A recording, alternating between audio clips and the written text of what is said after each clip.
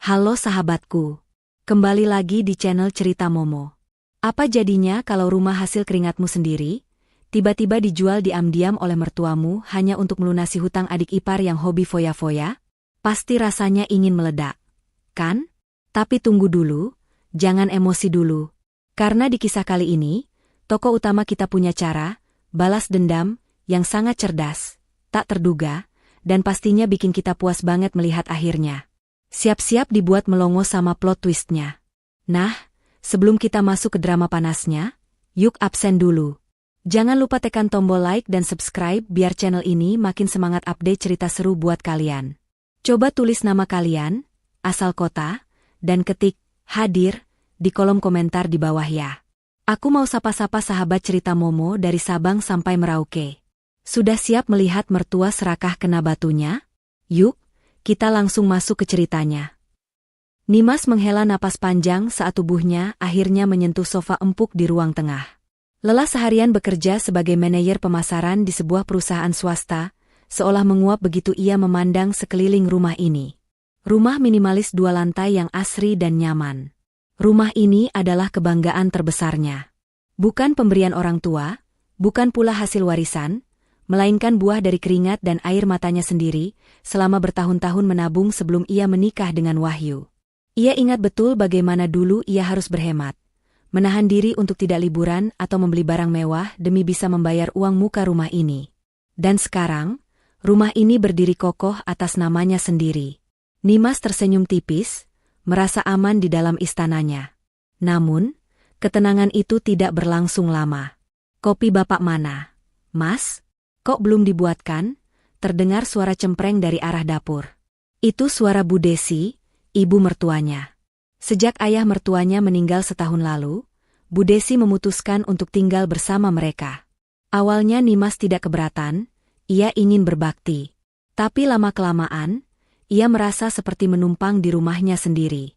Ditambah lagi dengan Sekar, adik iparnya yang manja dan selalu berlindung di ketiak ibunya, yang sering sekali menginap berhari-hari tanpa alasan jelas. Wahyu muncul dari dapur membawa nampan berisi kopi, wajahnya tampak lelah namun patuh. "Ini baru jadi, Bu. Tadi airnya belum mendidih." Nimas menatap suaminya dengan rasa iba bercampur kesal. Wahyu adalah laki-laki baik, sangat baik malah. Tapi kebaikannya itu seringkali menjadi kelemahan. Ia tidak pernah bisa berkata, "tidak," pada ibunya. Gaji Wahyu sebagai staf administrasi biasa memang tidak seberapa. Seringkali habis hanya untuk memberi jatah bulanan pada ibunya dan membelikan pulsa atau keinginan-keinginan kecil Sekar. Selama ini, Nimaslah yang menopang 80% kebutuhan rumah tangga, termasuk listrik, air, dan belanja bulanan. Nimas tidak pernah mengeluh soal uang, asalkan rumah tangganya damai. "Nimas, kamu itu sudah pulang bukannya bantu suami bikin kopi atau siapin makan malam, malah duduk-duduk santai?" Sindir Bu Desi yang keluar dari dapur sambil membawa piring camilan. Nimas menegakkan duduknya, mencoba tetap sopan. "Maaf, Bu. Nimas baru saja duduk, belum ada 5 menit. Capek sekali di kantor hari ini banyak meeting." "Alah, alasan. Kerjamu itu cuma duduk di ruangan ber-AC. Capek apanya? Lihat tuh suamimu, pulang kerja langsung melayani ibunya. Istri macam apa kamu ini?" Bu Desi mendengus, matanya menatap sinis menantu perempuannya itu. Belum sempat Nimas menjawab, tiba-tiba pintu depan digedor dengan sangat keras. "Brak, brak, brak, buka. Buka pintunya atau kami dobrak." Terdengar teriakan garang dari luar, disertai suara tangisan histeris perempuan. Wahyu nyaris menjatuhkan cangkir kopinya. Bu Desi terlonjak kaget. Nimas segera berdiri, insting waspadanya menyala. Sebelum Nimas sempat melangkah ke pintu itu sudah terbuka kasar. Sekar, adik iparnya, menghambur masuk dengan wajah pucat pasi, air mata membanjiri pipinya yang biasanya dipoles make up tebal. "Ibu, tolong Sekar. Tolong, Bu," jerit Sekar, langsung memeluk kaki ibunya. Di belakang Sekar, berdiri 2 orang pria berbadan besar dengan jaket kulit hitam dan wajah sangar. Mereka masuk tanpa melepas alas kaki, membuat lantai bersih Nimas kotor seketika. "Hei, siapa kalian? Masuk rumah orang sembarangan," bentak Nimas, Keberaniannya muncul karena merasa wilayahnya diinjak-injak. Salah satu pria itu, yang memiliki bekas luka di pelipisnya, maju selangkah. Kami cuma mau menagih hak kami. Adik kalian ini, si nona cantik ini, sudah menunggak pembayaran selama 3 bulan. Dan sekarang bunganya sudah menumpuk setinggi langit. Bu Desi gemetar memeluk anak bungsunya. Sekar? Apa maksudnya ini, Nak? Kamu hutang apa? Sekar menangis sesenggukan, suaranya terputus-putus ketakutan. Sekar? Sekar ikut investasi titip dana, Bu. Teman Sekar bilang untungnya besar. Sekar pinjam uang ke mereka buat modal. Terus sebagian uangnya Sekar pakai buat beli tas branded sama liburan ke Bali kemarin. Sekar pikir untungnya bakal cair minggu depan, ternyata teman Sekar kabur. Nimas memijat pelipisnya yang tiba-tiba berdenyut nyeri. Berapa? Berapa total hutangmu? Tanya Nimas dingin. Pria berbadan besar itu menyeringai, mengeluarkan secari kertas perjanjian. Pokok hutang 300 juta. Ditambah bunga keterlambatan dan denda, totalnya jadi 570 juta rupiah. Harus lunas hari ini, atau kami akan bawa nona ini ke kantor kami untuk diurus lebih lanjut. 570 juta? Pekik Wahyu, wajahnya memucat seputih kertas. Dari mana kami punya uang sebanyak itu? Bu Desi menjerit histeris. Jangan bawa anak saya. Tolong, Pak, jangan sakiti Sekar. Kalau begitu bayar. Sekarang, bentak pria itu, memukul meja kaca di ruang tamu hingga retak. Suasana mencekam. Sekar meraung-raung minta tolong, Wahyu tampak bingung dan ketakutan. Sementara Bu Desi menangis sambil memeluk anaknya erat-erat. Nimas berdiri mematung, syok dengan nominal yang disebutkan. 500 miliar lebih hanya untuk gaya hidup dan kebodohan Sekar? Tiba-tiba, tangisan Bu Desi berhenti. Ia mendongak, matanya yang basah menatap lurus ke arah Nimas. Tatapan itu bukan tatapan memohon, melainkan tatapan menuntut. Tatapan seorang ibu yang akan mengorbankan apa saja demi anaknya, bahkan jika harus mengorbankan orang lain. Nimas. Panggil Bu Desi lirih, namun penuh penekanan. Perasaan Nimas tidak enak. Kenapa ibu melihat Nimas seperti itu? Bu Desi berdiri perlahan, lalu menunjuk ke sekeliling ruangan. Kamu punya solusinya, Nimas? Rumah ini? Jantung Nimas seakan berhenti berdetak. Apa maksud ibu? Rumah ini, ulang Bu Desi, suaranya mulai meninggi. Rumah ini harganya pasti lebih dari cukup untuk menutup hutang Sekar. Jual rumah ini, atau gadaikan sertifikatnya sekarang juga. Selamatkan adikmu. Nimas mundur selangkah, tidak percaya dengan apa yang didengarnya. Ibu sadar bicara apa? Ini rumah Nimas, Bu. Hasil kerja keras Nimas bertahun-tahun sebelum menikah sama Mas Wahyu. Kenapa Nimas yang harus mengorbankan rumah ini demi kesalahan Sekar? Kamu ini pelit sekali, hardik Bu Desi, air matanya berubah menjadi kemarahan. Sekar itu adik iparmu.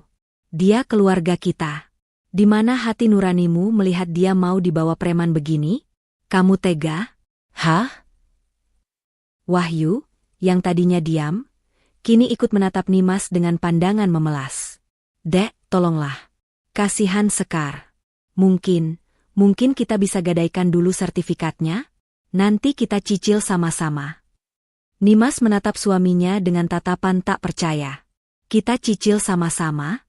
Mas, gaji Mas saja habis buat pegangan ibu sama rokok Mas sendiri. Mau nyicil pakai apa? Daun? Kurang ajar kamu ya, merendahkan suami sendiri. Bu Desi maju hendak menampar Nimas, tapi Nimas menepis tangan mertuanya itu. Nimas tidak akan menjual rumah ini. Titik. Nimas berkata tegas. Matanya menatap tajam pada penagih hutang, lalu pada mertua dan adik iparnya. Urusan hutang Sekar adalah urusan dia pribadi. Jangan seret-seret aset saya. Dasar menantu durhaka. Orang kaya sombong. Teriak Bu Desi histeris, sementara Sekar kembali menjerit ketakutan saat salah satu preman mulai menarik tangannya kasar. Waktu habis. Bawa dia, perintah preman itu. Tunggu.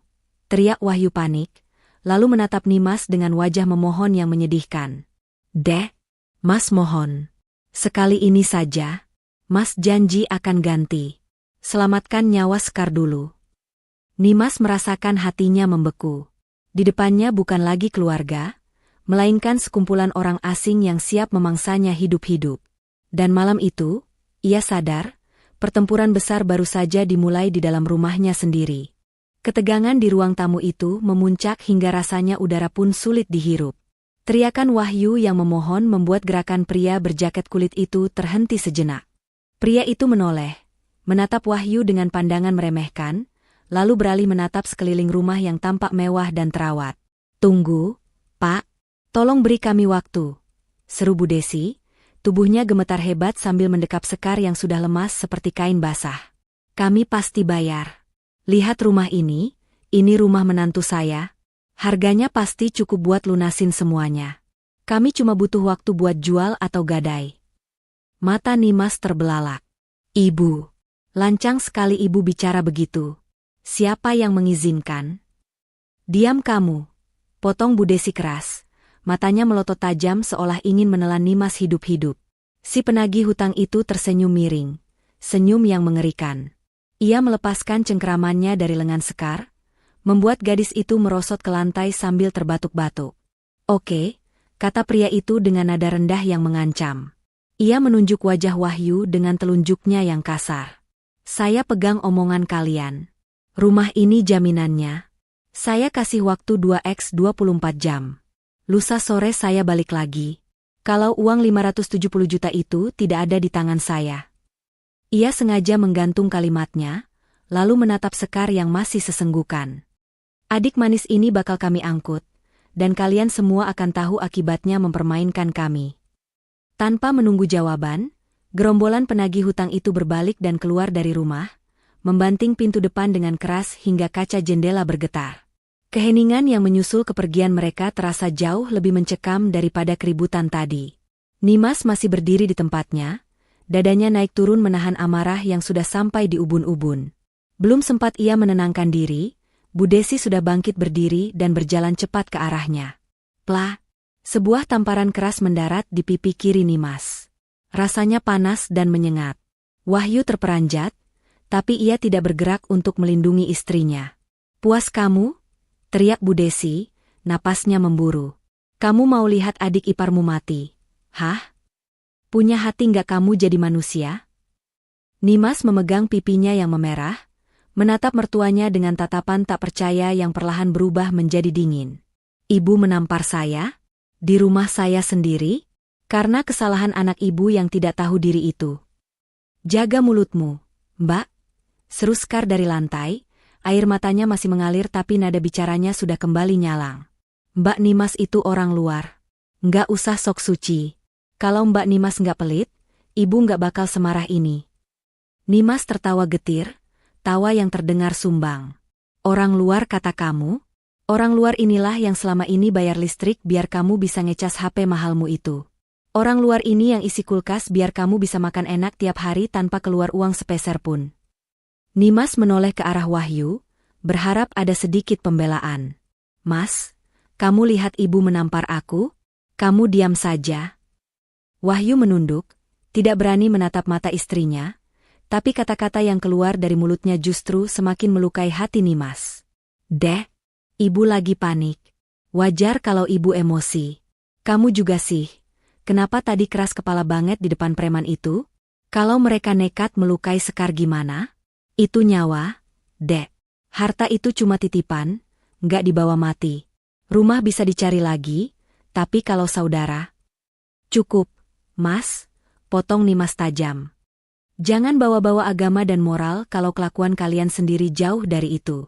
Mas bilang harta cuma titipan? Ya, ini titipan Tuhan lewat kerja keras aku, bukan buat bayarin judi atau investasi bodong adikmu." Bu Desi mencibir, lalu duduk kembali di sofa sambil memijat keningnya. "Pokoknya ibu nggak mau tahu. Besok pagi, kamu harus serahkan sertifikat rumah ini ke Wahyu. Biar Wahyu yang urus ke bank atau cari pembeli cepat. Jangan coba-coba sembunyikan." "Mimpi," desis Nimas. "Sampai kapanpun, sertifikat itu tidak akan keluar dari tangan saya.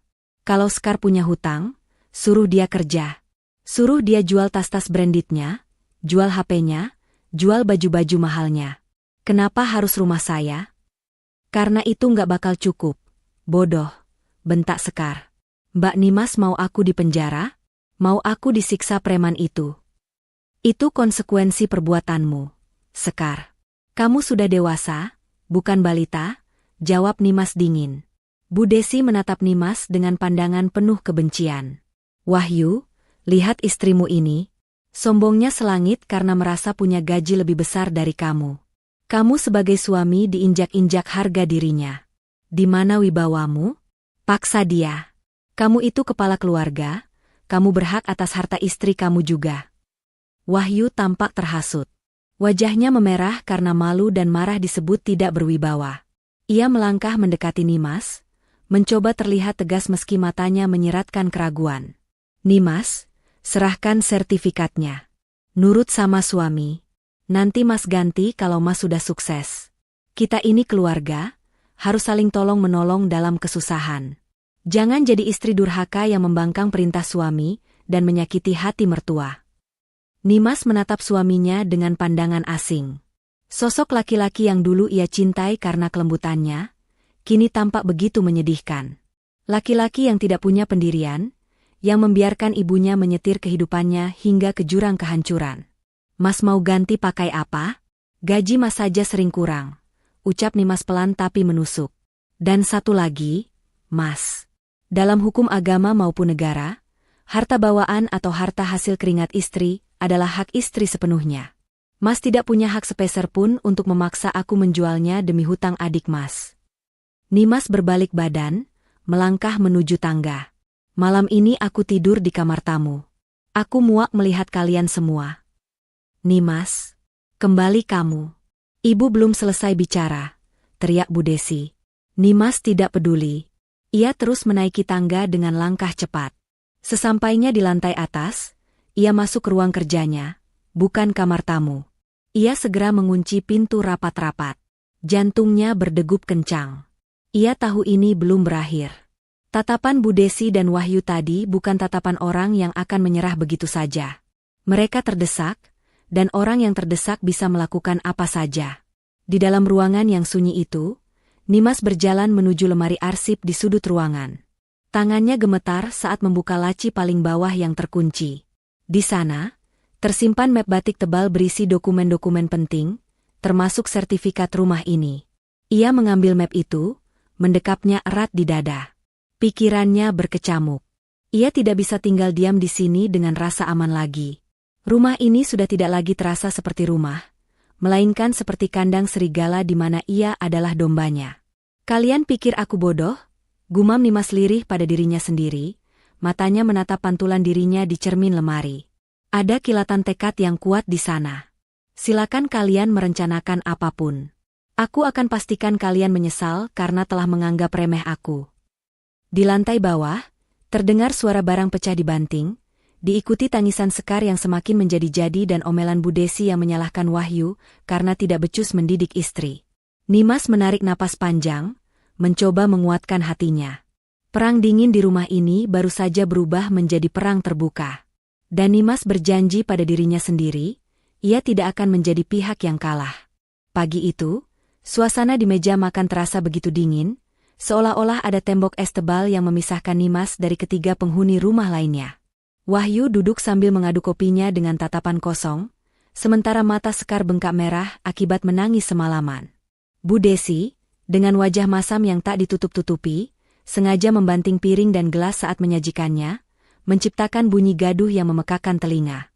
Nimas turun dari lantai atas dengan setelan blazer rapi dan sebuah koper kabin di tangan kanannya. Suara roda koper yang bergesekan dengan lantai keramik membuat semua mata seketika tertuju padanya. Mau kemana kamu bawa koper pagi-pagi begini? Tanya Wahyu, suaranya parau. Ada kecemasan yang tersirat di matanya, mungkin takut Nimas benar-benar pergi meninggalkan rumah itu selamanya. Nimas tidak langsung menjawab. Ia meletakkan kopernya di dekat pintu depan, lalu memakai sepatu hak tingginya dengan tenang. Aku ada tugas dinas keluar kota. Ke Surabaya selama 2 hari. Ada klien penting yang harus kutemui. Dinas? Bu Desi mendengus kasar, Ia berkacak pinggang di ambang pintu dapur. Di saat genting begini kamu malah kelayapan? Adikmu mau dibunuh preman lusa nanti, kamu malah enak-enakan jalan-jalan. Memang dasar tidak punya empati. Nimas berdiri tegak, menatap ibu mertuanya datar. Ini pekerjaan saya, Bu. Sumber uang saya untuk bayar cicilan dan tagihan di rumah ini. Kalau saya tidak kerja, siapa yang mau bayar listrik bulan depan? Sekar? Sekar membuang muka, bibirnya mengerucut kesal. Lagi pula, lanjut Nimas sambil melirik jam tangannya, tenggat waktu dari preman itu masih lusa sore. Saya akan kembali tepat waktu sebelum mereka datang. Jadi jangan khawatir. Jangan khawatir katamu. Wahyu berdiri, mendekati istrinya. Dek, tolong tinggalkan sertifikatnya. Kalau ada apa-apa saat kamu pergi, kami bisa. Tidak. Potong Nimas tegas. Jangan pernah sentuh barang-barang saya. Saya kunci kamar kerja saya, dan kuncinya saya bawa. Kalau sampai ada kerusakan sedikit saja di pintu itu saat saya pulang, saya tidak akan segan lapor polisi. Ingat itu. Setelah mengucapkan peringatan itu, Nimas menarik kopernya keluar pintu tanpa menoleh lagi, masuk ke dalam taksi online yang sudah menunggunya di depan pagar. Begitu mobil yang membawa Nimas menghilang di tikungan jalan, Bu Desi langsung berbalik menatap Wahyu dengan mata berbinar licik. Senyum kemenangannya perlahan merekah, seolah kepergian Nimas adalah berkah yang ditunggu-tunggu. Ini kesempatan kita, Wahyu, seru Bu Desi antusias. Wahyu mengernyit bingung. Kesempatan apa, Bu? Ya ampun, kamu ini lamban sekali.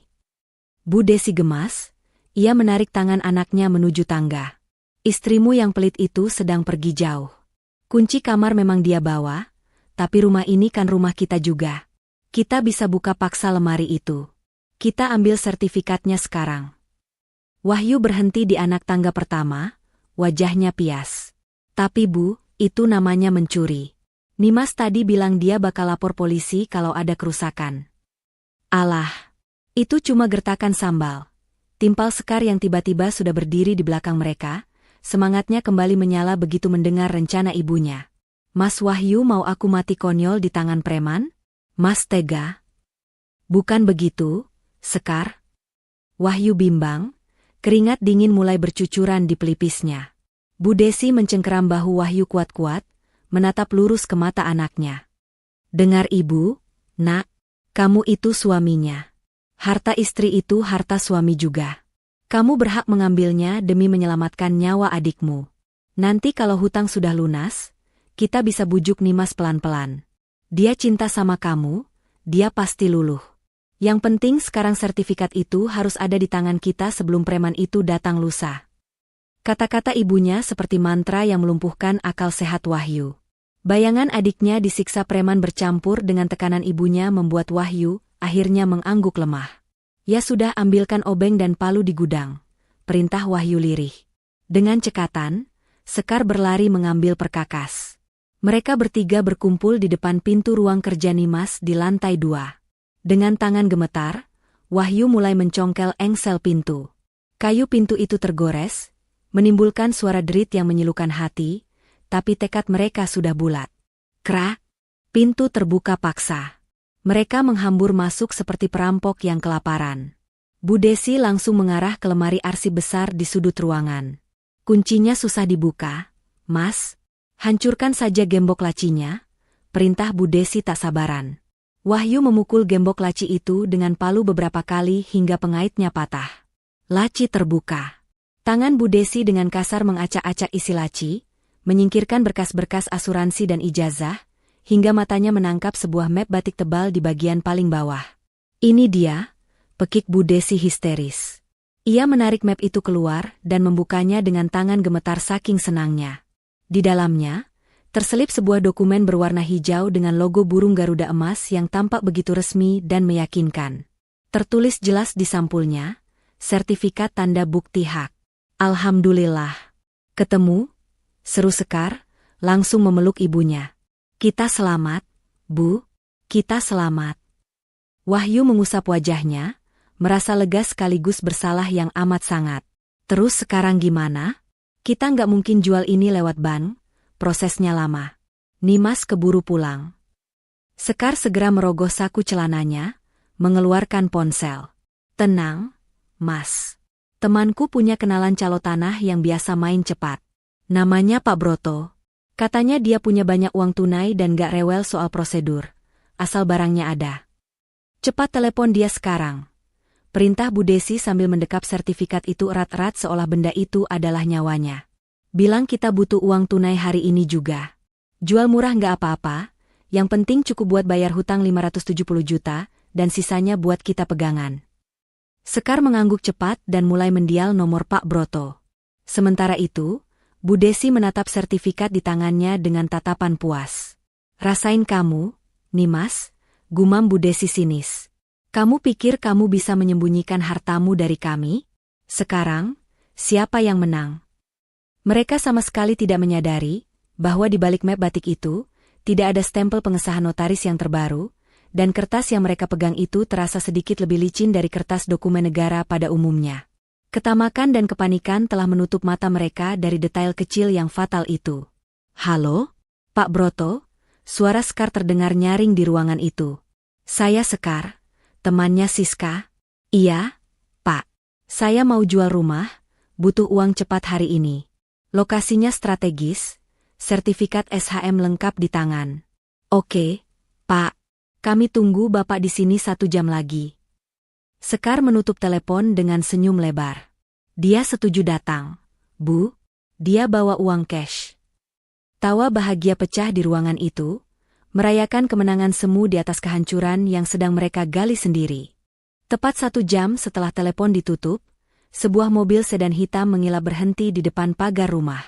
Dari dalamnya keluar seorang pria parubaya bertubuh tambun, mengenakan kemeja batik sutra yang agak ketat di bagian perut, dan kacamata hitam yang bertengger di hidungnya. Di tangannya, ia menjinjing sebuah koper kulit berwarna coklat tua. Itu adalah Pak Broto. Bu Desi, Wahyu, dan Sekar yang sedari tadi mengintip dari balik tirai jendela, langsung berhamburan ke pintu depan. Mereka menyambut tamunya dengan senyum lebar yang dipaksakan, berusaha menutupi kegugupan mereka. Selamat siang, Pak Broto. Silakan masuk, Pak, sapa Sekar dengan nada semanis mungkin. Pak Broto hanya mengangguk singkat, tanpa melepas kacamata hitamnya. Ia melangkah masuk ke ruang tamu, matanya yang jelalatan menyapu sekeliling ruangan, menilai perabotan dan kondisi bangunan dalam sekilas pandang. Rumahnya bagus. Terawat, gumam Pak Broto datar. Ia duduk di sofa tanpa dipersilakan, lalu meletakkan kopernya di atas meja. Jadi, mana barangnya? Saya tidak punya banyak waktu. Bu Desi segera menyikut lengan Wahyu. Dengan tangan gemetar, Wahyu menyerahkan map batik berisi sertifikat yang baru saja mereka curi dari lemari Nimas. Pak Broto membuka map itu, mengeluarkan dokumen di dalamnya, dan memeriksanya dengan teliti. Ia meraba tekstur kertasnya, melihat hologramnya di bawah cahaya lampu, lalu mengangguk-angguk kecil. Sertifikat hak milik atas nama Nimas Ayu Prameswari, baca Pak Broto, lalu menatap tajam ke arah Wahyu. Anda suaminya? Di mana Bu Nimas? Transaksi jual-beli harus ada tanda tangan pemilik asli. Wahyu tercekat, tenggorokannya terasa kering.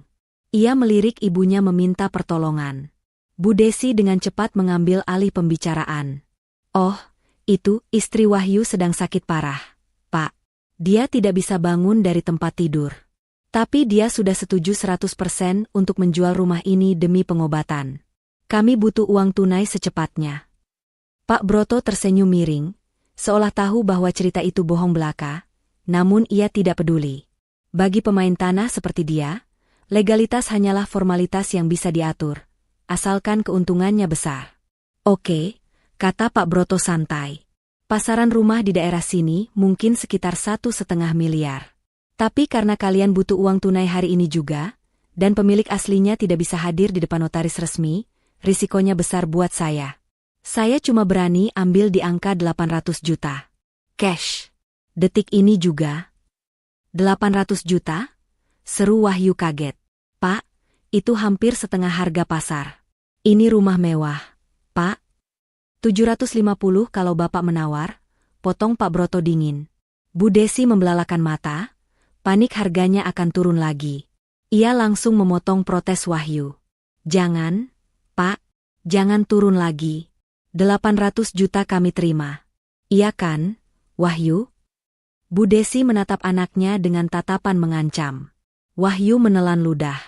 800 juta memang jauh di bawah harga.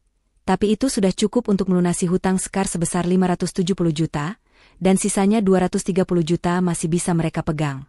Pikirannya buntu. Baik, Pak. Saya setuju, jawab Wahyu lemah. Pak Broto menyeringai puas. Ia mengeluarkan selembar kwitansi bermeterai dan sebuah surat perjanjian jual beli bawah tangan yang sudah ia siapkan. Tanda tangan di sini, atas nama Nimas Ayu Prameswari. Bapak bisa tiru tanda tangannya kan? Tanya Pak Broto santai, seolah menyuruh meniru gambar anak TK. Tangan Wahyu gemetar hebat saat memegang pulpen. Ini adalah tindak kriminal murni. Pemalsuan dokumen. Keringat dingin menetes dari dahinya membasahi kertas. Cepat, Mas. Keburu Nimas pulang, bisik Sekar mendesak di telinganya. Dengan memejamkan mata sejenak, Wahyu menekan ujung pulpen ke atas kertas.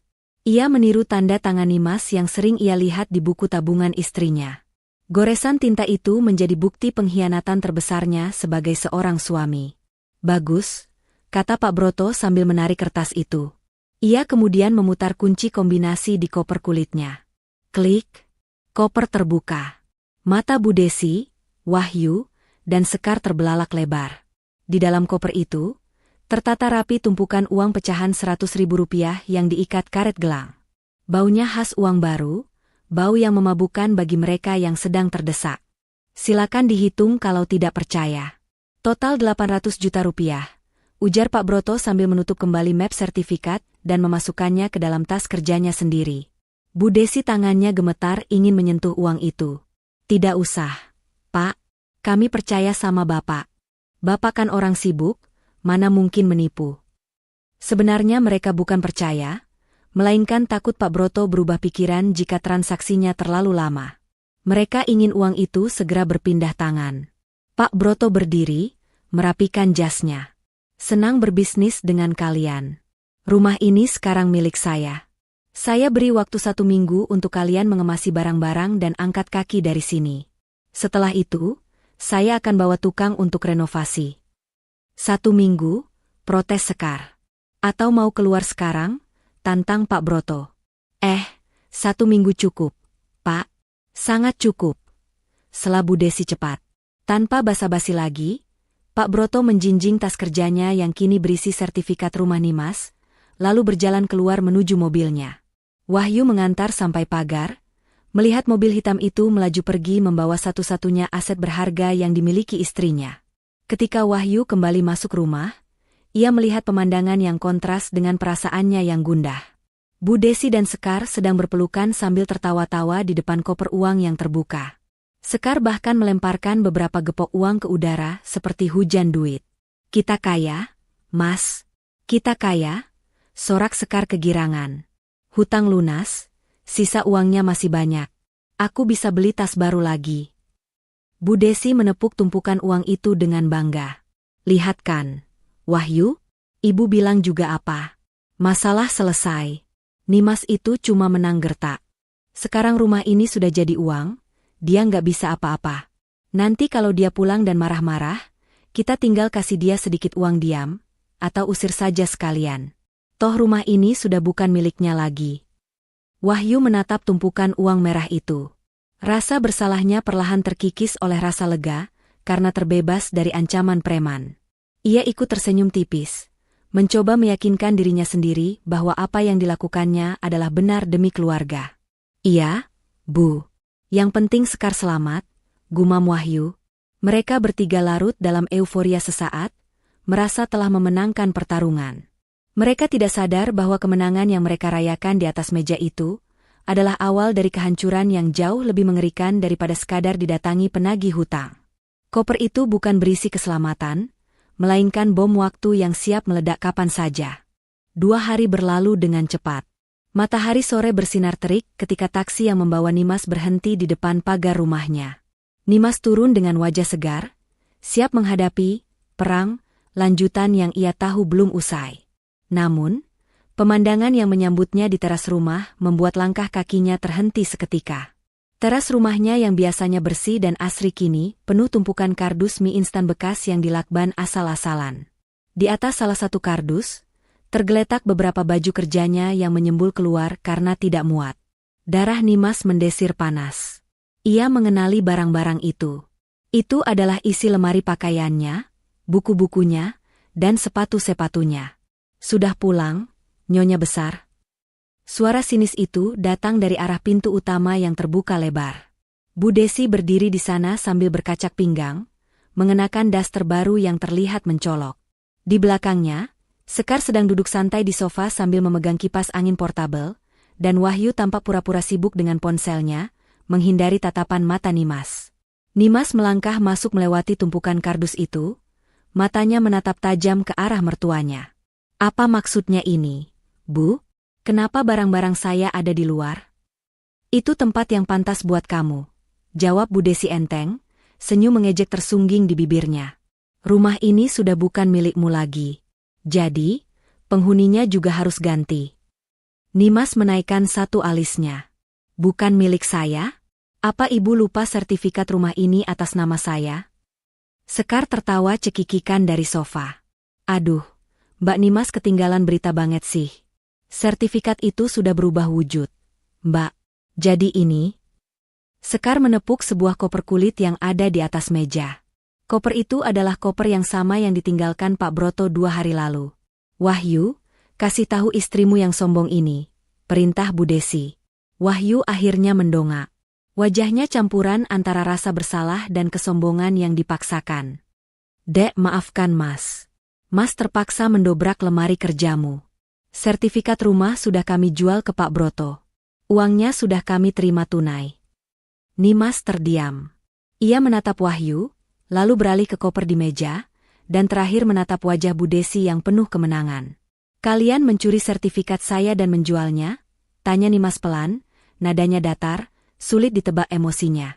Kami tidak mencuri, sanggah Bu Desi cepat. Wahyu itu suamimu, dia berhak atas harta di rumah ini. Kami jual rumah ini demi menyelamatkan nyawa Sekar. Harusnya kamu berterima kasih karena kami mengambil keputusan yang kamu sendiri nggak berani ambil. Bu Desi melangkah maju, mendekatkan wajahnya ke wajah Nimas. Sekarang kamu sudah tak punya harta lagi, Nimas. Kamu miskin. Rumah ini sudah laku, dan pemilik barunya memberi waktu seminggu buat kami pindah. Tapi khusus buat kamu, menantu pelit, ibu mau kamu angkat kaki sekarang juga. Bawa sampah-sampahmu di teras itu pergi dari sini. Wahyu berdiri, mencoba menengahi tapi terdengar lemah. Bu, jangan diusir begitu. Nimas kan masih istri Wahyu. Istri macam apa yang mau membiarkan adik iparnya mati? Bentak Bu Desi. Lalu ia kembali menatap Nimas dengan tatapan merendahkan. Dengar ya, uang hasil jual rumah ini ada 800 juta. 570 juta buat bayar hutang Sekar, sisanya buat kami modal hidup baru. Kamu nggak dapat sepeser pun. Anggap saja itu hukuman buat istri durhaka. Suasana hening sejenak. Bu Desi dan Sekar menunggu Nimas menangis, menjerit, atau mengamuk histeris seperti orang yang kehilangan segalanya. Mereka sudah menyiapkan mental untuk pertengkaran fisik. Tapi, yang terjadi justru sebaliknya. Bahu Nimas berguncang. Bukan karena isak tangis, melainkan tawa.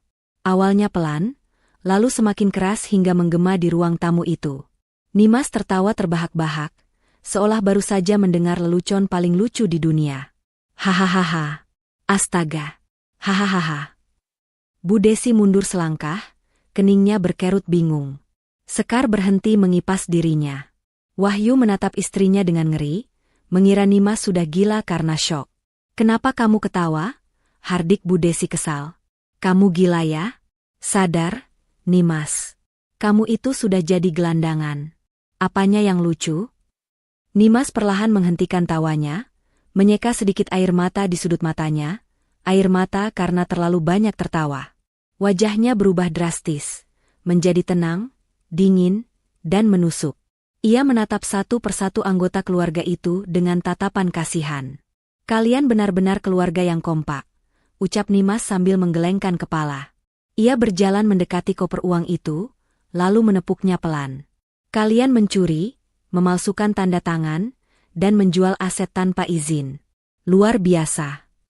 Itu urusan kami. Yang penting uangnya asli dan ada di sini. Seru Sekar defensif. Nimas tersenyum miring. Silakan nikmati kemenangan kalian yang cuma seumur jagung itu. Silakan bayar hutang Sekar, silakan foya-foya. Nimas berbalik badan, mengambil tas tangannya, dan berjalan menuju pintu keluar tanpa menoleh lagi ke arah Wahyu. Tunggu, panggil Wahyu. Kamu mau kemana, Dek? Nimas berhenti di ambang pintu, lalu menoleh sedikit ke belakang. Matanya menatap tajam, membuat bulu kuduk Wahyu meremang. Aku mau pergi ke tempat di mana orang-orang waras berada. Oh iya, satu hal lagi. Nimas menyeringai penuh arti. Kalian benar-benar tidak tahu apa yang kalian pegang, dan kalian sama sekali tidak tahu siapa yang sedang kalian hadapi. Maksudmu apa? Teriak Bu Desi, perasaannya tiba-tiba tidak enak. Kalian akan tahu jawabannya sebentar lagi. Selamat bersenang-senang dengan harta kalian, tutup Nimas.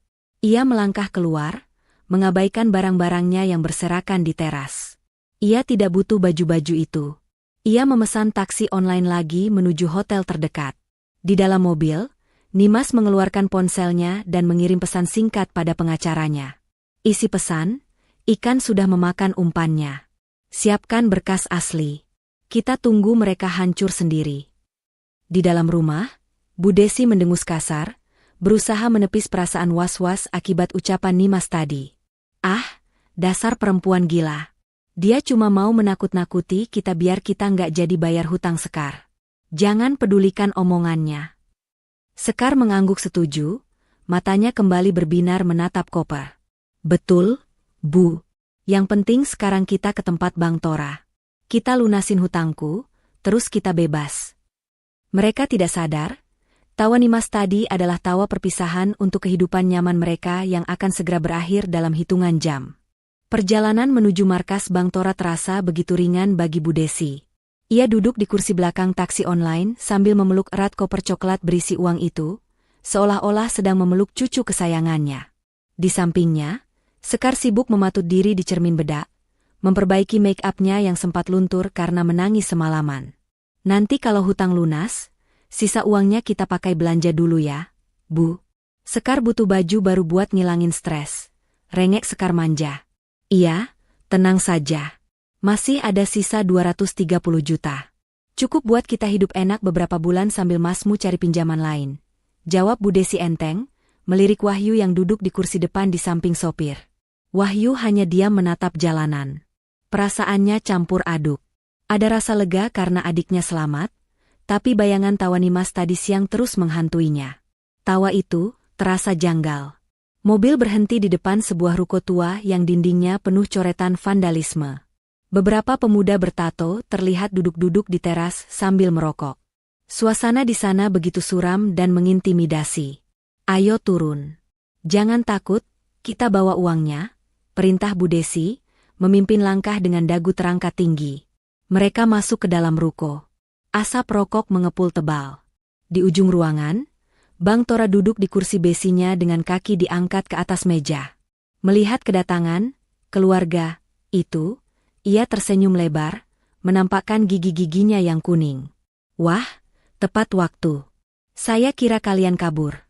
Sapa Bang Tora, suaranya berat dan serak.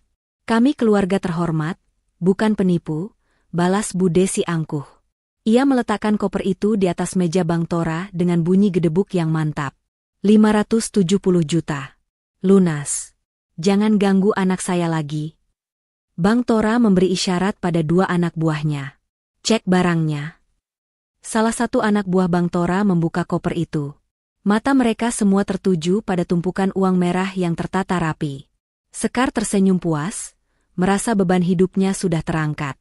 Anak buah Bang Tora mengambil satu ikat uang, lalu meraba kertasnya. Dahinya berkerut. Ia mengambil lembar lain dari tengah tumpukan, lalu menerawangnya di bawah lampu neon yang remang-remang. Bos? Panggil anak buah itu ragu. Kenapa? Kurang? Tanya Bang Tora tidak sabaran. Bukan kurang, bos. Tapi, anak buah itu mengambil segelas air mineral yang ada di meja, lalu dengan sengaja menumpahkannya sedikit ke atas uang itu. Hei, apa-apaan kamu? Itu uang asli, jerit Bu Desi histeris, hendak menepis tangan pria itu. Namun, gerakan Bu Desi terhenti saat melihat apa yang terjadi. Tinta pada uang pecahan 100.000 itu meluber terkena air. Warnanya luntur seketika, menyisakan kertas putih polos yang basah dan menyedihkan. Jantung Wahyu seakan berhenti berdetak. Sekar menutup mulutnya dengan tangan, matanya terbelalak horor. Bang Tora menurunkan kakinya dari meja dengan kasar. Wajahnya yang tadi tersenyum, kini berubah merah pada menahan amarah. Ia menyambar segepok uang lain, merobeknya dengan mudah. Bunyi sobekannya tidak nyaring seperti uang kertas asli, melainkan renyah seperti kertas HVS biasa. Kalian? Geram Bang Tora, suaranya rendah tapi membuat nyali siapapun ciut. Kalian pikir saya bodoh? Kalian mau main sulap di kandang macan?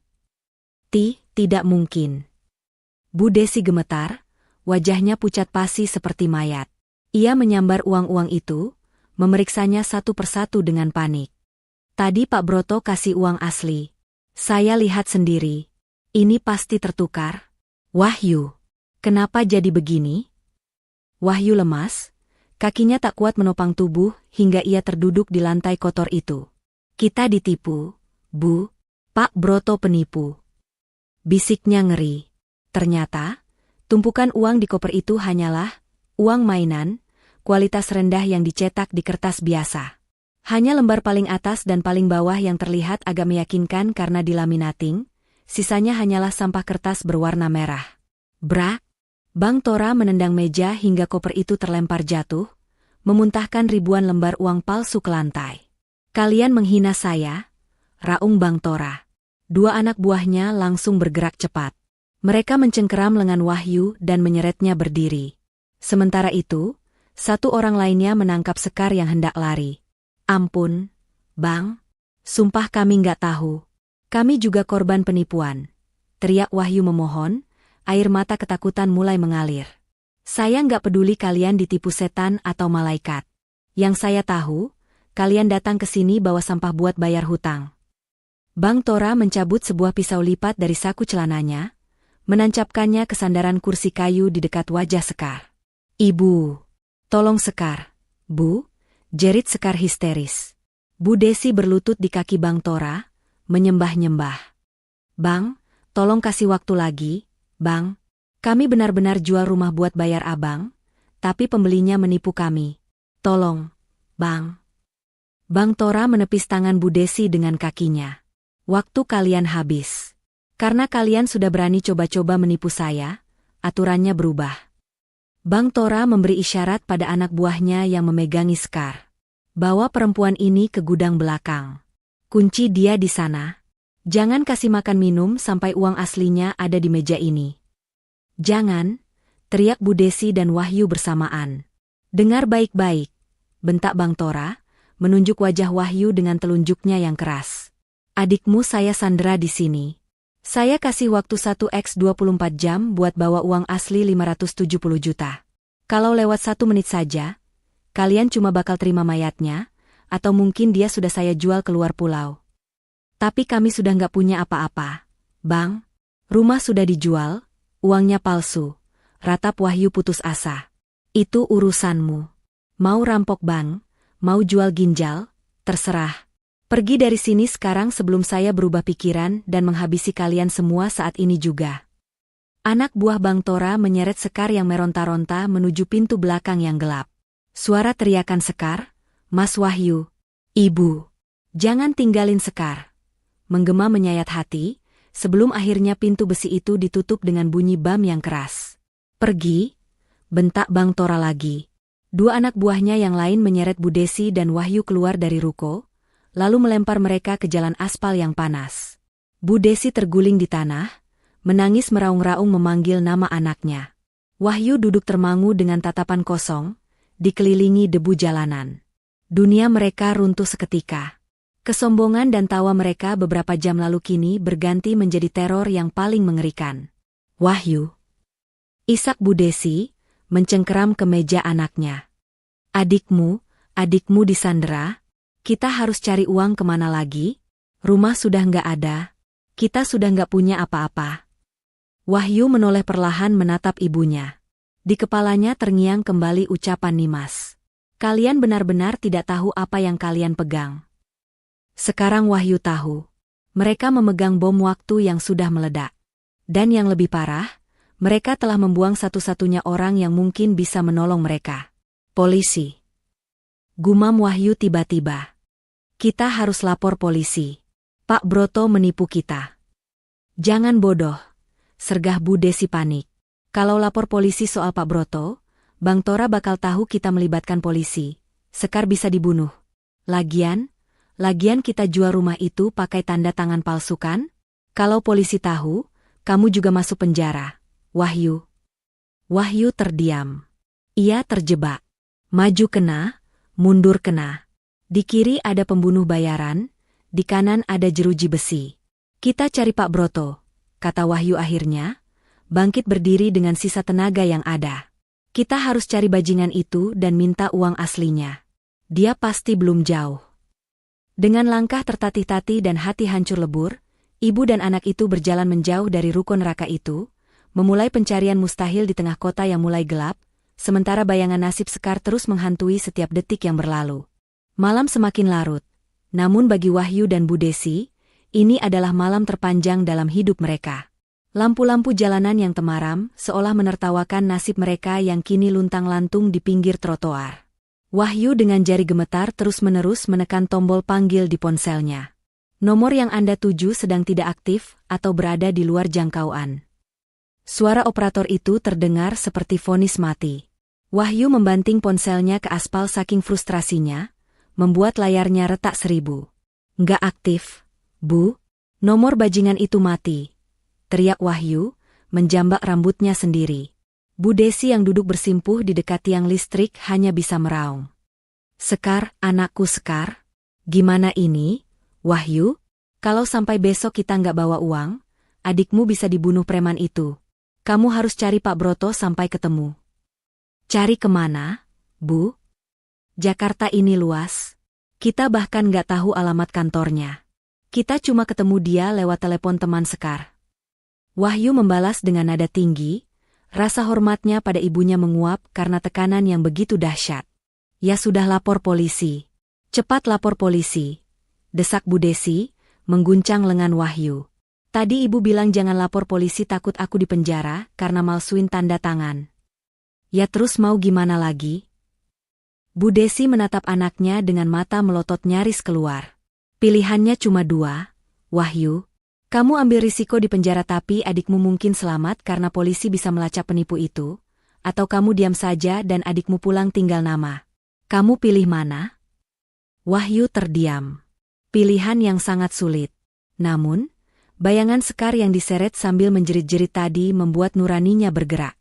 Ia tidak mungkin membiarkan adiknya mati. Ayo ke kantor polisi, kata Wahyu akhirnya, suaranya terdengar pasrah. Kita laporkan penipuan uang palsu ini. Kantor polisi sektor setempat masih ramai meski jarum jam sudah menunjukkan pukul 11 malam. Wahyu dan Bu Desi masuk dengan langkah gontai. Pakaian mereka kotor oleh debu, wajah mereka kusut masai. Mereka diarahkan ke meja SPKT, Sentra Pelayanan Kepolisian Terpadu. Seorang petugas polisi muda dengan wajah tegas menatap mereka. Ada yang bisa dibantu, Pak, Bu? Pak, tolong kami, Pak, Wahyu berkata dengan suara bergetar. Ia mengeluarkan beberapa lembar uang palsu yang sempat ia pungut dari lantai ruko Bang Tora tadi sebagai barang bukti. Kami ditipu, Pak. Kami jual rumah, tapi dibayar pakai uang palsu ini. Totalnya 800 juta, Pak. Polisi itu mengerutkan kening, mengambil uang tersebut dan memeriksanya sebentar. Ini jelas palsu. Kualitasnya buruk sekali. Bapak dapat dari mana? Dari pembeli rumah saya, Pak. Namanya Pak Broto. Dia bawa koper isinya uang begini semua. Sekarang dia kabur, dan adik saya disandera debt collector karena kami gagal bayar hutang pakai uang ini. Cerocos Bu Desi, tidak sabar. Mendengar kata Sandra, polisi itu langsung menegakkan duduknya. Kasus ini terdengar serius. Sebentar, pelan-pelan. Ibu bilang jual rumah? Di mana lokasi rumahnya? Di Komplek Gading Permai Blok C nomor 12. Pak, jawab Wahyu. Polisi itu terdiam sejenak, seperti mengingat sesuatu. Ia menoleh ke rekannya di meja sebelah. Komplek Gading Permai? Bukannya tadi sore ada laporan masuk dari sana? Rekannya mengangguk. Iya, Pak RT sana telepon. Katanya ada keributan preman sore-sore, terus sebelumnya ada mobil sedan hitam mencurigakan yang sering dipakai sindikat tanah. Polisi itu kembali menatap Wahyu dengan pandangan menyelidik. Bapak pemilik rumah itu? Iya, Pak. Itu rumah saya dan istri saya. Siapa nama istri Bapak? Nimas. Nimas Ayu Prameswari, jawab Wahyu ragu-ragu. Polisi itu mengetik sesuatu di komputernya. Bapak menjual rumah itu atas persetujuan istri? Iya, Pak. Tentu saja. Bohong Wahyu, keringat dingin mulai mengucur di lehernya. Mana bukti jual belinya? Atau surat kuasanya? Desak polisi itu. Ada di tas Pak Broto itu, Pak. Dia bawa semua dokumennya, termasuk sertifikatnya, jawab Wahyu gelagapan. Polisi itu menatap Wahyu tajam, tatapan yang membuat nyali Wahyu ciut. Pak, kami perlu jujur. Siang tadi, kami mendapat laporan dari warga sekitar bahwa terjadi transaksi mencurigakan di rumah tersebut. Dan barusan Bapak bilang sertifikat dibawa pembeli tanpa proses notaris resmi? Itu prosedur yang tidak wajar. Tiba-tiba, seorang petugas lain keluar dari ruangan belakang membawa sebuah berkas. Komandan, ini data yang Bapak minta soal plat nomor mobil sedan yang dilaporkan warga Gading Permai tadi siang. Itu mobil bodong yang sering dipakai komplotan penipu spesialis sertifikat. Petugas itu lalu menatap Wahyu. Dan berdasarkan laporan tetangga, pemilik rumah yang sah, Ibu Nimas, terlihat pergi membawa koper pagi-pagi sekali sebelum transaksi terjadi. Bapak yakin istri Bapak tahu soal penjualan ini? Wahyu membeku. Lidahnya keluh. Jawab, Pak, bentak polisi itu. Bu Desi yang panik langsung menyela. Istri anak saya itu lagi dinas luar kota. Pak, tapi dia setuju kok. Wahyu ini suaminya, masa nggak boleh jual rumah sendiri? Dalam hukum, jual beli aset atas nama istri harus ada tanda tangan istri di hadapan notaris. Bu, tidak bisa diwakilkan begitu saja. Apalagi tunai di bawah tangan, jelas polisi itu tegas. Pak Wahyu, saya tanya sekali lagi. Apakah Bapak memalsukan tanda tangan istri Bapak? Wahyu menunduk dalam-dalam. Tekanan di ruangan itu begitu berat. Sah saya. Kalau Bapak tidak jujur, kami akan hubungi Ibu Nimas sekarang juga untuk konfirmasi. Mendengar nama Nimas disebut, pertahanan Wahyu runtuh. Ia takut Nimas akan semakin murka jika dihubungi polisi. Iya, Pak. Lirih Wahyu. Saya tanda tangan sendiri. Tapi itu demi bayar hutang adik saya. Pak, kami kepepet. Polisi itu menggelengkan kepala. Bapak Wahyu, Anda kami tahan. Apa? Teriak Bu Desi histeris. Kenapa anak saya ditahan? Kami ini korban, Pak. Kami yang ditipu uang palsu. Bapak Wahyu terindikasi melakukan tindak pidana pemalsuan dokumen dan keterlibatan dalam transaksi ilegal. Soal penipuan uang palsu dan penyanderaan adik ibu, akan kami kembangkan. Tapi prosedur tetap prosedur. Bapak Wahyu harus diperiksa sebagai tersangka pemalsuan dokumen dulu, karena menjual aset yang bukan hak penuhnya secara ilegal. Dua petugas polisi langsung berdiri dan memegang lengan Wahyu. Bu, tolong Wahyu, Bu. Wahyu meronta panik. Jangan biarkan Wahyu di penjara. Bu Desi, lakukan sesuatu. Bu Desi menangis histeris, memukuli dada polisi yang menahan anaknya. Jangan bawa anak saya. Dia anak baik. Dia cuma mau bantu adiknya. Lepasin. Ibu harap tenang. Atau ibu juga kami amankan karena menghalangi petugas. Ancam polisi itu. Wahyu digiring masuk ke sel tahanan sementara di bagian belakang kantor polisi. Bunyi jeruji besi yang dikunci terdengar, seperti dentang lonceng kematian bagi masa depan Wahyu. Di ruang tunggu yang dingin, Bu Desi terduduk lemas sendirian. Rencananya hancur total. Wahyu di penjara, Sekar disandra preman, rumah sudah dijual, meski tertipu, dan uang yang dipegangnya hanyalah kertas sampah. Di tengah keputusasaan itu, satu nama melintas di benak Bu Desi. Satu-satunya orang yang mungkin bisa menyelamatkan situasi ini, meskipun Bu Desi sangat membencinya. Nimas. Dengan tangan gemetar, Bu Desi merogoh ponsel di tasnya. Ia harus menelepon Nimas. Ia harus memohon, bersujud, atau apapun itu, asalkan Nimas mau datang membebaskan Wahyu dan membereskan kekacauan ini. Harga dirinya sudah tidak ada artinya lagi dibandingkan nyawa anak-anaknya. Namun, saat ia menekan nomor Nimas, suara operator kembali terdengar. Nomor yang Anda tuju sedang sibuk. Nimas tidak bisa dihubungi. Atau lebih tepatnya, Nimas sengaja memutus akses bagi mereka. Bu Desi meraung panjang di kantor polisi, sebuah penyesalan yang terlambat datang menghantam dadanya hingga sesak. Cahaya matahari pagi menembus celah jendela ruang tunggu kantor polisi, menyinari wajah Bu Desi yang sembab dan kusut. Ia tertidur dalam posisi duduk yang tidak nyaman di bangku kayu panjang, memeluk tas tangannya erat-erat. Semalaman ia tidak pulang, menunggu kabar nasib Wahyu yang sedang diperiksa, sekaligus mencemaskan Sekar yang entah bagaimana kondisinya di tangan preman. Suara langkah kaki yang tegas dan bunyi sepatu hak tinggi yang beradu dengan lantai keramik membangunkan Bu Desi dari tidur ayamnya. Ia mengerjap-ngerjapkan mata, mencoba memfokuskan pandangan. Di pintu masuk, Nimas berjalan masuk dengan anggun. Ia mengenakan kemeja putih bersih dipadu celana bahan hitam yang pas di tubuh, wajahnya segar meski tanpa senyum. Di sebelahnya berjalan seorang pria parubaya berjas rapi yang membawa tas kerja kulit, pengacara Nimas. Nimas, seru Bu Desi parau.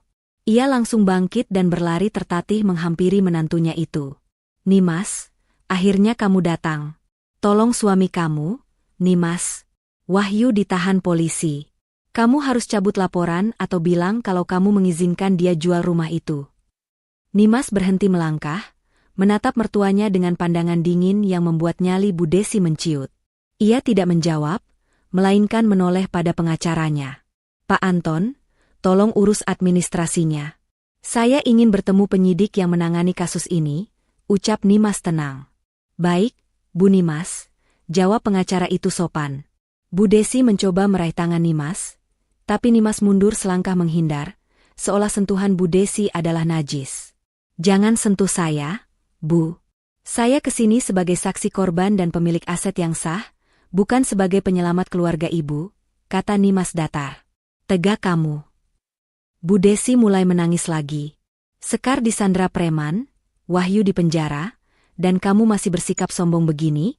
Di mana hati nuranimu?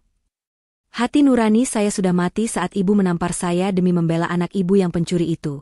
Balas Nimas tajam, lalu berjalan melewati Bu Desi menuju meja penyidik. Beberapa saat kemudian, Nimas dipersilakan masuk ke ruang pemeriksaan. Di sana, Wahyu sudah duduk dengan wajah tertunduk, mengenakan baju tahanan oranye. Rambutnya acak-acakan, matanya merah. Melihat Nimas masuk, Wahyu langsung mendongak dengan tatapan penuh harap. Deh, Nimas. Suara Wahyu serak. Tolong Mas, Dek. Mas hilaf. Mas janji nggak akan ulangi lagi. Tolong bilang sama Pak Polisi kalau Mas nggak bersalah. Nimas duduk di hadapan Wahyu, dipisahkan oleh meja penyidik. Ia meletakkan tasnya dengan tenang, lalu menatap suaminya lekat-lekat. Pak Polisi, Nimas berbicara pada penyidik tanpa menoleh ke Wahyu. Saya mendapat kabar bahwa suami saya ditangkap karena mencoba menjual rumah saya dengan dokumen palsu dan tanda tangan palsu. Apakah benar? Benar, Bu Nimas, jawab penyidik itu sambil membuka berkas. Tersangka mengakui telah memalsukan tanda tangan ibu dan mengambil sertifikat rumah tanpa izin untuk dijual kepada pihak ketiga. Wahyu menyela cepat, tapi itu kan harta bersama. Pak, saya suaminya. Nimas, tolong jelaskan ke bapak ini. Nimas tersenyum tipis, senyum yang sangat misterius. Ia merogoh tasnya, mengeluarkan sebuah map tebal berwarna biru tua. Pak Polisi, Mas Wahyu, Nimas memulai pembicaraannya dengan nada santai. Sebenarnya ada satu hal lucu yang belum kalian tahu. Mas Wahyu memang berniat jahat. Dia mencuri sertifikat dari lemari saya, memalsukan tanda tangan saya, dan menjualnya.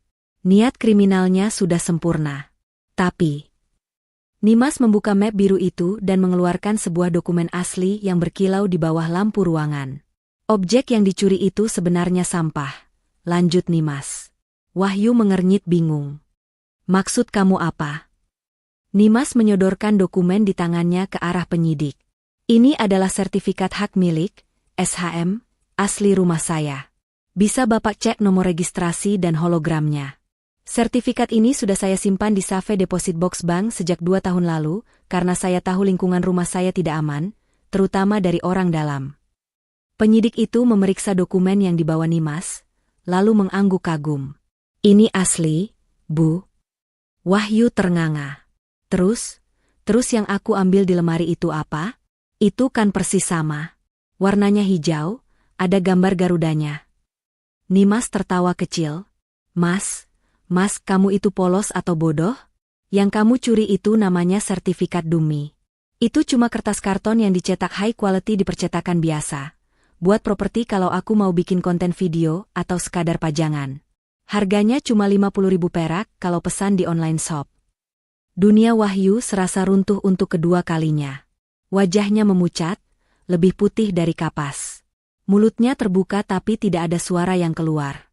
Jadi Wahyu terbata-bata, rumah itu sertifikatnya. Masih aman atas namaku. Tidak pernah beralih tangan, potong Nimas tegas. Kamu dan ibumu capek-capek membobol lemari, merusak pintu, memalsukan tanda tangan, cuma buat menjual selembar kertas karton mainan. Bu Desi yang menguping di dekat pintu yang terbuka setengah, langsung lemas dan merosot ke lantai. Ya Allah! Desah Bu Desi lirih. Kami jual kertas palsu, dibayar pakai uang palsu. Situasi ini adalah ironi yang paling menyakitkan. Wahyu dan keluarganya berniat menipu Nimas dengan menjual rumahnya diam-diam. Tapi ternyata, mereka menjual barang palsu kepada penipu, Pak Broto, yang membayar dengan uang palsu. Lingkaran setan penipuan yang sempurna. Tunggu, Bu Nimas. Sela penyidik, mencoba mencerna situasi unik ini. Berarti secara teknis, rumah ibu aman. Tidak ada kerugian material berupa hilangnya aset properti. Betul, Pak. Aset saya aman, jawab Nimas. Tapi, tindakan suami saya membobol kamar pribadi saya, merusak properti, dan memalsukan tanda tangan saya di surat kuasa jual beli, meskipun objeknya palsu, tetaplah sebuah kejahatan dan percobaan penggelapan, bukan? Apalagi dia sudah menerima uang, walaupun palsu, dari pihak ketiga dengan mengatasnamakan saya. Penyidik mengangguk tegas. Betul. Unsur pidana pemalsuan dokumen dan percobaan penggelapan tetap terpenuhi. Niat jahatnya sudah terlaksana, terlepas dari objeknya asli atau palsu. Proses hukum Pak Wahyu tetap lanjut. Wahyu menangis, air matanya jatuh membasahi meja. Nimas. Mas mohon cabut laporannya. Mas nggak tahu kalau itu palsu. Mas ditipu Pak Broto juga. Uangnya palsu, Dek. Sekarang Sekar disandra preman karena uangnya nggak laku. Kalau Mas dipenjara, siapa yang mau nolong Sekar? Nimas menatap suaminya tanpa belas kasih. Itu bukan urusanku lagi, Mas. Saat kamu dan ibumu memutuskan untuk menjual rumahku demi hutang judian atau apalah itu adikmu, saat itulah kalian sudah menganggapku musuh. Sekarang, nikmatilah hasil perbuatan kalian. Nimas berdiri, merapikan blazernya. Pak Polisi, saya serahkan proses hukum suami saya sepenuhnya kepada pihak berwajib. Saya tidak akan mencabut laporan atas kerusakan properti dan pemalsuan tanda tangan. Saya juga akan segera mengajukan gugatan cerai. Nimas. Jangan, Nimas. Teriak Wahyu histeris saat Nimas berbalik badan. Aku suamimu. Jangan ceraikan aku. Ibu. Tolong bujuk Nimas. Bu. Bu Desi merangkak masuk, memeluk kaki Nimas. Nimas, ibu minta maaf. Ibu salah. Tolong jangan begini. Kasihan Sekar, Nimas. Dia bisa mati kalau kita nggak bayar hutangnya hari ini. Pinjamkan kami uang, Nimas. Nanti ibu ganti seumur hidup ibu jadi pembantumu juga nggak apa-apa. Nimas menunduk, menatap wanita tua yang dulu selalu menghinanya itu kini bersujud di kakinya. Tidak ada rasa bangga di hati Nimas, hanya rasa lelah yang amat sangat. Ibu ingat kata-kata ibu kemarin? Tanya Nimas pelan. Sekarang kamu sudah tak punya harta lagi, miskin. Bu Desi menangis semakin keras. Ternyata doa ibu berbalik, lanjut Nimas. Sekarang kalian yang tidak punya apa-apa. Rumah masih milik saya, uang saya aman. Justru kalian yang miskin, terjerat hukum, dan dikejar hutang. Maaf, Bu. Saya bukan ban berjalan. Uruslah masalah kalian sendiri. Nimas menarik kakinya dari pelukan Bu Desi, lalu berjalan keluar ruangan dengan kepala tegak, meninggalkan drama keluarga yang hancur lebur itu di belakang punggungnya. Ia sudah menang, tapi permainan belum benar-benar selesai bagi Wahyu dan keluarganya. Matahari sudah meninggi, namun bagi Bu Desi, dunia terasa gelap gulita. Setelah diusir secara halus namun menyakitkan oleh Nimas di kantor polisi, Bu Desi berjalan menyeret kakinya keluar gedung dengan tatapan kosong. Di dalam tasnya hanya tersisa uang receh dan beberapa perhiasan emas tua miliknya, gelang dan kalung yang ia gadang-gadang sebagai harta terakhir. Dengan tangan gemetar, ia mendatangi toko emas di pasar terdekat. Ia menjual semuanya. Cincin kawin almarhum suaminya, kalung pemberian Wahyu saat gaji pertama, semuanya dilepas. Totalnya jadi 12.500.000. Bu, kata pemilik toko emas datar. Bu Desi menerima uang itu dengan air mata bercucuran. 12 juta. Jumlah yang sangat jauh dari tuntutan Bang Tora yang meminta 570 juta. Uang ini bahkan tidak cukup untuk membayar bunga keterlambatan 1 hari pun. Ponselnya berdering. Nama, Bang Tora, muncul di layar. Jantung Bu Desi serasa mau copot. Halo, Bang. Sudah jam 12 siang, suara Bang Tora terdengar dingin dan kejam. Mana uangnya? Anak gadismu sudah bosan menangis di sini. Dia mulai diam. Biasanya kalau Sandra mulai diam, itu tanda-tanda dia sudah pasrah mau mati. Jangan, Bang. Ampun, jerit Bu Desi di pinggir jalan, membuat orang-orang menoleh heran. Saya sudah jual semua emas saya, tapi cuma dapat 12 juta. Tolong terima dulu, Bang. Sisanya saya cicil seumur hidup. Anak laki-laki saya ditahan polisi, saya janda tua, saya nggak punya siapa-siapa lagi. 12 juta? Bang Tora tertawa menghina. Itu cuma cukup buat beli rokok anak buah saya. Kau main-main sama saya. Hah? Demi Allah, Bang, rumah yang kami jual ternyata dibayar pakai uang palsu. Kami ditipu. Sertifikat yang kami jual juga ternyata palsu. Kami nggak dapat apa-apa. Di ujung telepon, hening sejenak. Lalu terdengar suara makian kasar. Jadi kalian benar-benar keluarga miskin yang sok kaya? Sialan. Buang-buang waktu saya saja sandera sampah begini. Tolong lepaskan Sekar, Bang. Enak saja. Kalau nggak ada uang, nyawa bayarannya. Sambungan telepon putus. Bu Desi meraung putus asa. Ia tidak punya pilihan lain. Harga dirinya sudah hancur. Ketakutannya memuncak. Ia kembali berlari ke kantor polisi, menerobos masuk ruang SPKT sambil berteriak histeris. Pak polisi, tolong anak saya. Anak saya diculik preman. Dia mau dibunuh sekarang juga. Tolong Pak. Petugas yang tadi menangani Wahyu segera sigap. Laporan penculikan dengan ancaman pembunuhan adalah prioritas utama, jauh lebih mendesak daripada kasus penipuan atau pemalsuan. Polisi segera melacak sinyal ponsel Sekar yang terakhir aktif. Tim buser, buru sergap, disiapkan dalam hitungan menit. Sementara itu, di sebuah kafe seberang kantor polisi, Nimas duduk tenang sambil menyesap icet americanonya. Ia melihat keributan itu dari balik kaca jendela. Di hadapannya, Pak Anton, pengacaranya, baru saja menutup telepon. Berita bagus, Bu Nimas, kata Pak Anton tersenyum. Tim kepolisian baru saja menangkap Pak Broto dan komplotannya di sebuah hotel melati di pinggiran kota. Mereka terlacak berkat laporan warga soal mobil plat palsu itu, dan juga. Pak Anton merendahkan suaranya, informasi anonim yang kita berikan soal ciri-ciri pelaku. Nimas tersenyum tipis. Bagus. Jadi uang palsu dan sertifikat dummy itu ada di tangan polisi sekarang. Betul. Pak Broto tertangkap basah sedang mencoba menipu korban lain.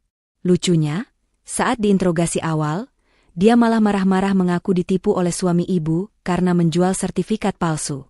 Dia merasa rugi sudah bayar, uang cetak, mahal-mahal tapi dapat barang zong. Nimas tertawa kecil. Penipu ditipu penipu. Drama yang indah. Lalu soal Sekar? Tanya Pak Anton. Polisi pasti bergerak sekarang karena Bu Desi sudah melapor resmi soal penculikan. Sekar akan selamat, tapi... Nimas menatap lurus ke arah jalanan yang sibuk, mental dan nama baiknya tidak akan pernah selamat. Nimas meletakkan cangkir kopinya. Ayo, Pak Anton. Kita ke rumah. Saya harus membersihkan sampah yang tersisa di istana saya sebelum saya bisa tidur nyenyak malam ini. Sore harinya, operasi penggerebekan di ruko Bang Tora berlangsung tegang. Polisi mendobrak masuk dengan senjata lengkap. Para preman yang sedang asyik main kartu kaget bukan main dan mencoba melawan, namun segera dilumpuhkan. Di gudang belakang yang pengap dan bau apek, polisi menemukan Sekar terikat di kursi kayu. Wajahnya lusuh, matanya bengkak, dan tubuhnya gemetar hebat. Ia tidak terluka parah secara fisik, namun trauma hebat tergambar jelas di wajahnya. Saat melihat polisi masuk, Sekar pingsan saking syoknya. Bang Tora dan anak buahnya digelandang ke mobil polisi. Kasus hutang piutang Sekar kini berubah menjadi kasus pidana berat, penculikan dan penyekapan. Bu Desi yang menunggu di kantor polisi langsung memeluk Sekar begitu anaknya diturunkan dari ambulans untuk dimintai keterangan visum. Sekar? Anakku. Kamu selamat, nak? Tangis Bu Desi pecah. Sekar hanya diam. Tatapannya kosong. Bibirnya membisu. Gadis yang biasanya cerewet dan sombong itu, kini seperti raga tanpa jiwa. Ketakutan yang ia alami selama 24 jam terakhir telah menghancurkan mentalnya. Namun, penderitaan Bu Desi belum berakhir. Seorang petugas polisi menghampirinya. Bu Desi, anak ibu, Sekar, aman sekarang. Tapi kasus hutangnya tetap berjalan secara perdata nanti. Dan untuk anak ibu yang satu lagi, Saudara Wahyu, proses hukumnya sudah naik ke tahap penyidikan. Dia resmi ditahan mulai hari ini di sel tahanan Polres, untuk 20 hari ke depan, atas kasus pemalsuan dokumen dan penipuan. Tapi Pak, Wahyu itu tulang punggung keluarga. Kalau dia di penjara, kami makan apa? Ratap Bu Desi. Itu bukan wewenang kami, Bu. Hukum tetap berjalan. Bu Desi lemas. Ia membawa Sekar yang masih linglung keluar dari kantor polisi. Mereka tidak punya uang, tidak punya kendaraan, dan Wahyu ada di penjara. Satu-satunya tempat tujuan mereka adalah pulang ke rumah. Rumah yang mereka pikir sudah dijual, tapi ternyata masih milik Nimas. Bu Desi berharap, setidaknya Nimas masih punya sedikit belas kasihan untuk membiarkan mereka menumpang tidur semalam saja. Dengan sisa uang hasil jual emas, mereka naik taksi kembali ke komplek perumahan. Sesampainya di depan rumah, Bu Desi terbelalak kaget. Pagar rumah tertutup rapat dan digembok dengan rantai baru yang besar. Di teras depan, tidak ada lagi tumpukan kardus barang-barang Nimas. Justru sebaliknya, di luar pagar, teronggok koper-koper baju milik Bu Desi, Wahyu, dan Sekar, serta perabotan kamar Bu Desi seperti kasur lipat dan lemari plastik. Semuanya ditumpuk seperti sampah di pinggir jalan. Apa-apaan ini? Gumam Bu Desi panik. Ia mencoba membuka gembok pagar, tapi kuncinya sudah diganti. Ia memencet bel berkali-kali dengan brutal. Nimas, buka. Ini ibu. Sekar sakit, Nimas. Buka pintunya, teriak Bu Desi. Pintu utama rumah terbuka. Nimas keluar dengan santai, masih mengenakan pakaian kerjanya yang rapi. Ia tidak berjalan ke pagar, melainkan hanya berdiri di teras, menatap mertua dan adik iparnya dari kejauhan dengan tangan bersedekap. Di samping Nimas, berdiri dua orang satpam komplek yang berbadan tegap. Nimas, tegak kamu ya? Kenapa barang-barang ibu ditaruh di jalanan? Jerit Bu Desi dari balik pagar. Sekar di sebelahnya mulai menangis lirih melihat tas-tas brandednya tergeletak di atas tanah berdebu. Nimas berjalan pelan mendekati pagar, namun tetap menjaga jarak aman. Wajahnya datar, tanpa ekspresi marah, tapi sorot matanya tajam menusuk. Barang-barang itu ada di tempat yang seharusnya. Bu, di luar wilayah saya, ucap Nimas dingin. Ini rumah anakku juga. Rumah Wahyu. Balas Bu Desi tak mau kalah. Bukan, sanggah Nimas cepat. Secara hukum, sertifikat rumah ini 100% atas nama saya. Wahyu tidak punya andil 1 rupiah pun saat membelinya. Dan karena Wahyu sekarang adalah tersangka kriminal yang mencoba mencuri aset saya sudah mengajukan perlindungan hukum agar dia dan keluarganya dilarang mendekati properti saya. Nimas menoleh pada satpam di sebelahnya. Pak Satpam, tolong pastikan orang-orang ini tidak membuat keributan di komplek kita. Kalau mereka memaksa masuk, silakan panggil polisi atas tuduhan perbuatan tidak menyenangkan dan percobaan penerobosan.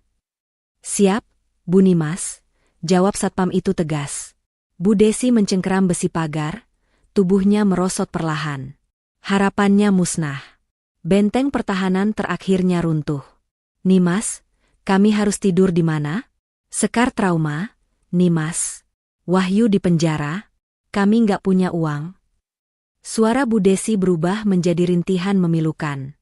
Kami minta maaf, kami benar-benar minta maaf. Nimas menatap mereka berdua. Dulu, ia mungkin akan luluh. Dulu, ia akan membuka gerbang itu dan membiarkan dirinya diinjak-injak lagi demi bakti. Tapi hari ini, Nimas melihat 2 orang asing yang telah mencoba menghancurkan hidupnya demi keserakahan.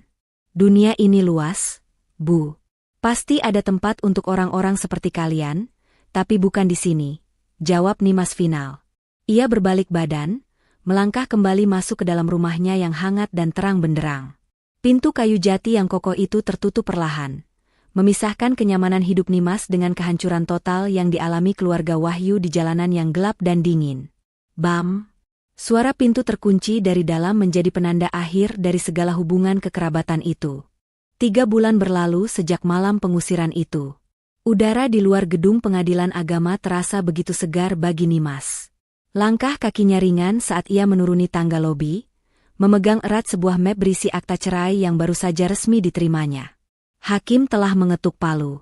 Ikatan pernikahan antara dirinya dan Wahyu resmi putus, karena alasan tindak pidana yang dilakukan tergugat dan ketidakharmonisan yang tak bisa diperbaiki.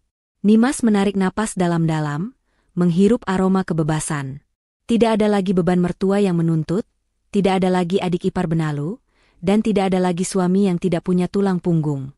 Sementara itu, di sebuah rumah tahanan negara, rutan, yang lembab, Wahyu duduk meringkuk di sudut sel yang sempit.